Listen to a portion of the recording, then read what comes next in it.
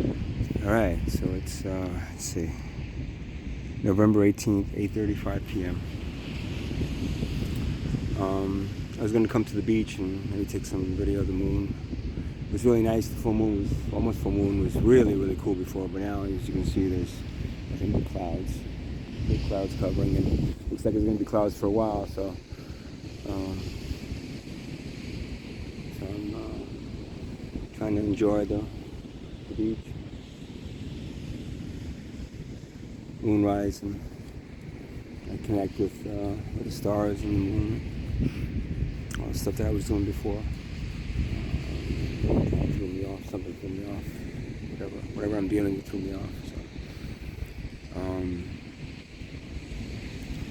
yeah, kind of boring, but not really, Went back to the center and I really get a good cleaning, vacuuming and getting things out and cleaning my instruments and making sure everything was still working properly. Not sure what I'm going to do. I'm not going to go back to the place that I was at last night because I just had a bad feeling. So I'm going to try staying at the center as long as I can. Maybe partly at the beach and then maybe back at the center for a little bit and back. I'll see. I got a big old comforter. Unless they throw me off the beach. I don't know if you can sleep on the beach. Like one of the cops told me it was like 12 o'clock curfew, but who knows? I sleep in my car.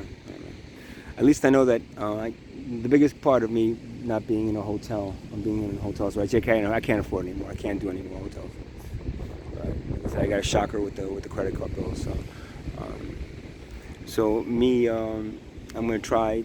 The biggest problem with that is really showering because there's no shower at the center. So I'm going to. I looked up where to shower in this area. So YMCA in Eatontown came up. So I'm gonna try going tomorrow and see if I can pay for a shower or whatever it is. I'd rather not pay $150 for a shower and a bed for a couple hours, but so maybe if I could just do it that way for a little bit and see how that works. This is how I might be if nothing works out with the center and I decide to just go down south or Florida or somewhere. I'm probably gonna be living this way for a while. So I don't know. Maybe I am, maybe I'm not.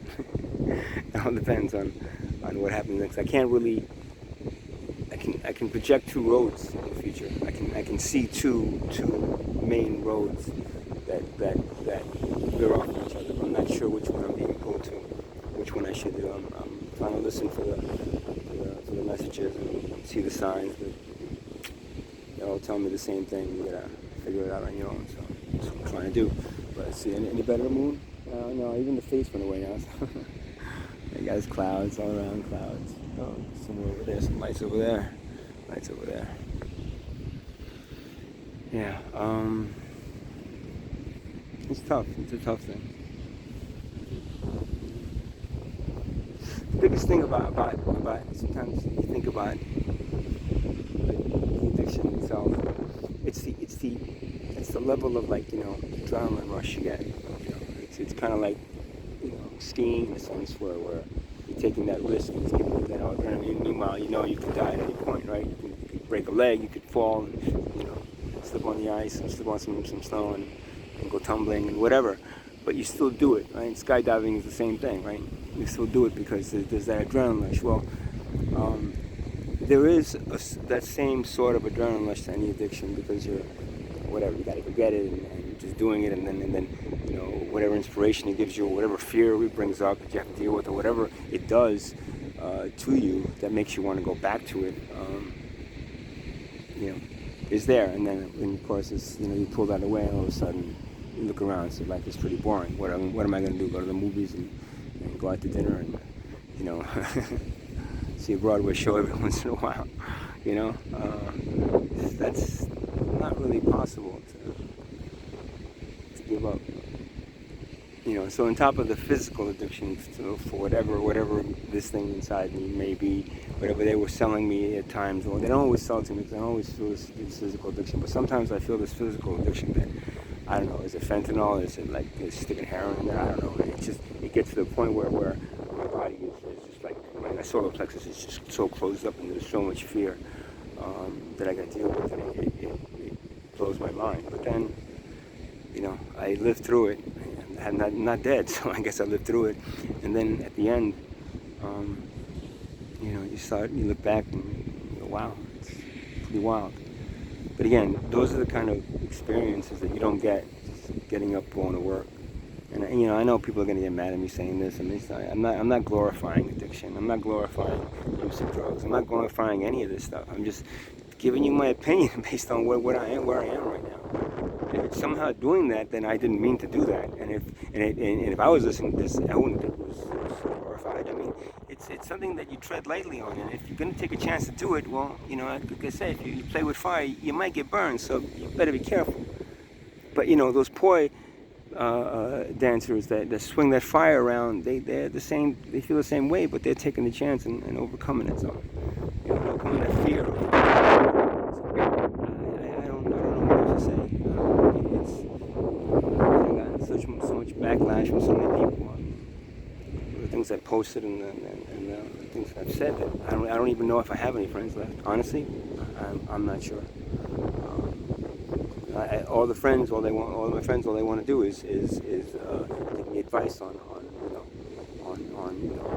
going to where I'm hopefully going to on over the weekend if I got a bed. But if they don't have a bed, then I got to go. Or maybe they don't take my insurance and they're like, oh well, there's only like 1 or 2 beds for your type of insurance, so you're gonna have to hold out, and I have to wait 2 weeks. So what's the point? You know what I mean? I got to go find somewhere cheaper, so go bouncing around looking for things. This is what we do to addicts. We bounce them around and say, oh yeah, we'll bring you right away, but do you have money insurance? I remember when I had Guillain-Barré syndrome, and I was stuck in Lenox Hill Hospital for 18 days, and I had no insurance. Absolutely no insurance, and they kept on coming in there saying, well, you don't have any insurance, so we're going to have to try to get you out of here as quickly as possible, yet you're still not feeling good enough to let you out. So do you have any insurance? Is there any way you can get insurance? I mean, have you it's like, oh, I don't have any insurance. The bill was $425,000 for being in Lenox Hill Hospital 10 years ago for 18 days. 5 days in the respiratory failure for Guillain-Barré syndrome that I got from a flu shot when I was in Occupy. So, I didn't have insurance, and at the end they scrambled around and said, "Can you get an address of somebody who lives? Or you live in Manhattan?" I said, "I live in Manhattan. I live in New Jersey. The last address I had was a New Jersey address." And they're like, "Well," and then luckily the guy that I was staying with in Uptown Manhattan, he was helping all some of the Occupy drummers, and we were going to go out and do some more stuff, and that's where I got sick. And luckily he signed something saying that I lived with him. I was living there, and because of that, they were able to get state aid or charity care. I don't know, one of those things. Oh no, they gave me New York Medicare or something, and that covered all the expenses, $425,000. If not, the whole for $425,000. How did I get onto that? But that's kind of the way it is, and that's what I'm going through right now. Not a happy time.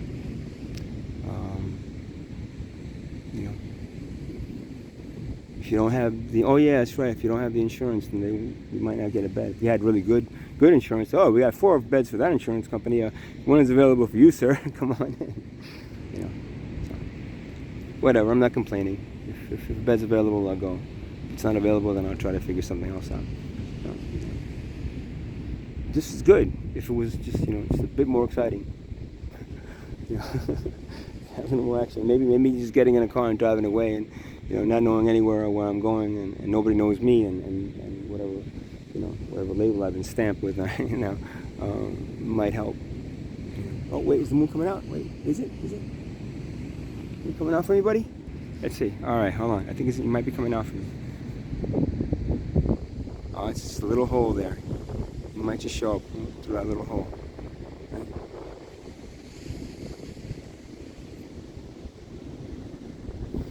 Not yet? Come on, buddy. I'll let you know when he comes out. But, Oh, well, it's so nice. Oh, look at that. Wow, it's cool. It's like a snake. Eyes. So, that's where I am. Oh, and where am I? I'm in Bradley Beach on 4th Avenue. I think it's the. I like this one because it's. Oh, no, it's right. Yeah, right on 4th Avenue. Right straight down 4th Avenue. Still nothing. That little hole. He might just peek through that little hole right there. Like at least a little bit of you. Full moon. That's what we are. That's what we do. Yeah, maybe just getting in a car and driving somewhere and getting away from this. I'll pick up that little bit of action. That adrenaline rush that seems to be gone when you don't do the thing. Oh no, the hole covered up. Oh well, at least you got a little peek of it through the hole. Not really, but you got something. Ooh, that's somebody behind me. Oh, look at that. Hey, buddy, what's going on? There's definitely a face there. Well, I could definitely paint like I can just like with a sponge. I can just like sponge out a face. So yeah, and I won't be doing any more artwork for a while, of course, and anything for a while. I don't know. Maybe I will. I don't know what I'm doing right now. I'm just trying to figure things out.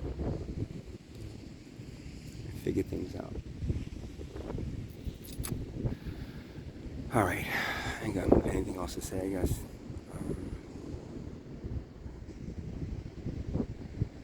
So the cloud cover.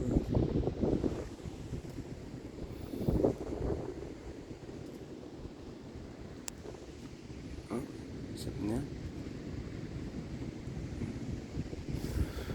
All right. I've been listening to a lot of alternative music, alternative rock from the 90s. It's kind of my era. Everybody seemed to have problems back then, and we were going back and singing songs about fucked up things that happened to their childhood. So I guess that I really associated with that. And to this day, my sister just doesn't want to. She just doesn't. She denies the fact that we had. Maybe she didn't have it, but I had it. But regardless, denying enough that she doesn't want to hear me repeating it. And like I said, some of that stuff was exaggerated, but a lot of it was what it was, what I saw as a kid. So, I think that's the reason all those songs in the 90s, those alternative songs in the 90s really meant something to a lot of people. And they were like, oh yeah, because that, that happened, it's happened. A lot of people, and nowhere, could you talk about it because your family tried to talk about it with your family. That's somehow, there in the middle of it, and unless they're remembering the same way and looking at it, they're just in denial because they don't want to they don't want to make people believe all this negative stuff is happening.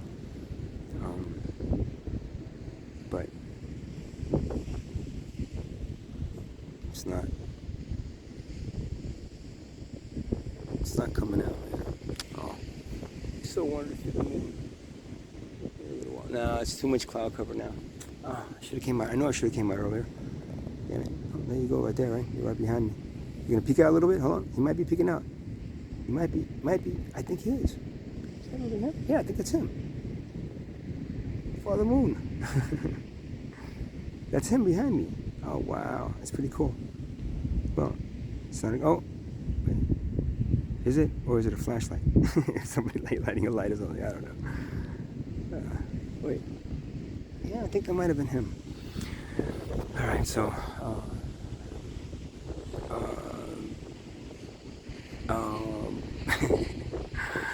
I keep on trying. That's all I can do. Have a good night, everybody. Namaste.